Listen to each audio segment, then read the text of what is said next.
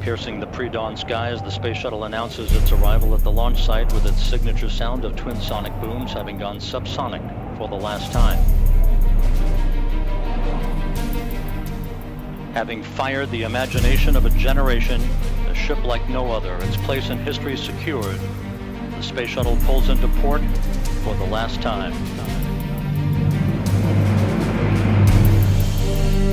Humanity has left Earth many times before from our Florida shoreline. Some of the most inspiring missions of adventure began here at Kennedy Space Center and would not have been successful without our hard work. That work and expertise will always be a hallmark of our efforts here, though we are retooling for the future. Kennedy helped America take important steps before and now. We are getting ready to make our next giant leap. We are remaking NASA's Kennedy Space Center into the world's premier multi-user spaceport, ultimately launching missions beyond low Earth orbit and taking people to destinations far beyond anywhere humans have gone before. Making unneeded facilities available to commercial space is one of the best ways to enable this new industry. We're also making the Kennedy Space Center more accessible to the entrepreneurs who are already driving the next space age. It began with opening up facilities at Kennedy to requests that would use them in new and different ways. A team from Johnson Space Center is using a lunar simulation field to make free flights of an autonomous lander at the shuttle runway.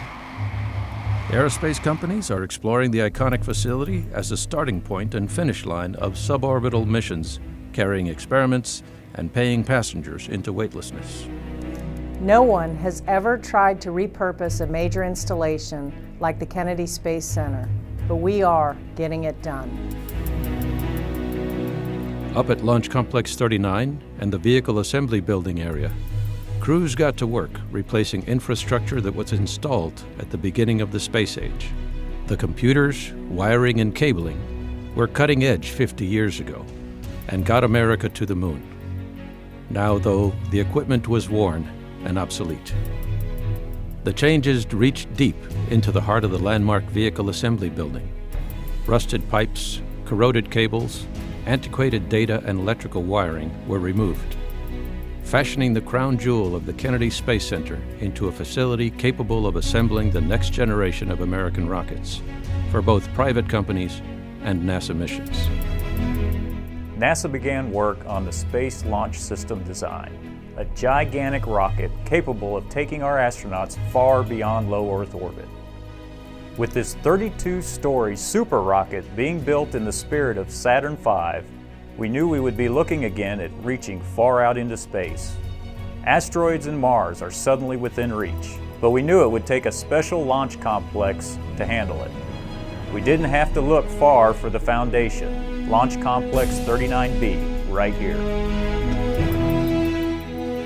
Cranes and workers descended on Launch Complex 39B and began their critical work. They took down the fixed service structure and rotating service structure built for the space shuttle. The salt air on the coast of the Atlantic Ocean took its toll on the proud structures, but workers soon took to restoring their glory. They sandblasted fuel and support lines that ran from storage tanks to the pad and to the spacecraft. As in the VAB, conduits and cables were torn out and replaced with modern electronics and capabilities undreamt of previously. While they're getting ready for our new rocket, engineers and technicians at the other end of the Space Center, in a place we call the Operations and Checkout Building, are getting ready for a new spaceship. This is the high bay. It's the pristine work area where engineers and technicians just finished assembling the Orion for its first test flight. It's kind of like a garage for spaceships. And remember that part about making the VAB able to handle more than one rocket and spacecraft? Well, that's what we're doing here too. Lockheed Martin, who assembled the Orion, can use this assembly area for other spacecraft when they're not working on Orion.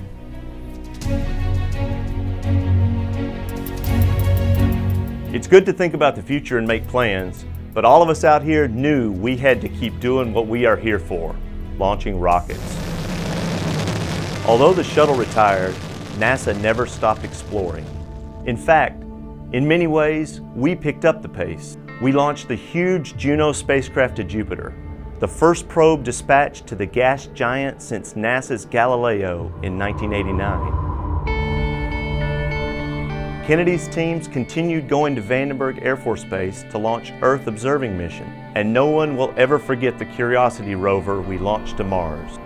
Right now, that car-sized laboratory is traversing the rust-colored soil of the red planet, unlocking geologic mysteries we didn't even know to ask about.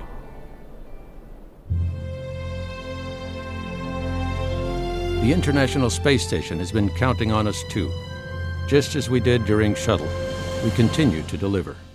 Cargo resupply missions launching from Florida gave Kennedy its first look at its spaceport destiny.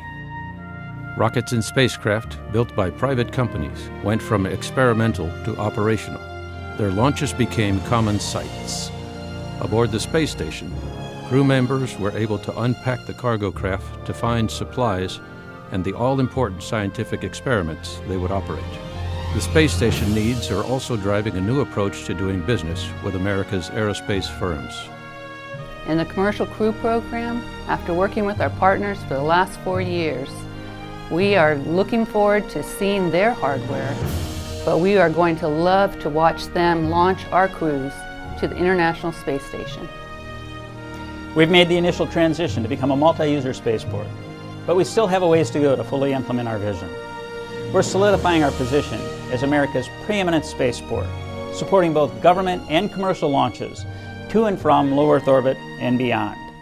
A spaceport worthy of all those who've gone before and of those who will one day take us on a journey to Mars.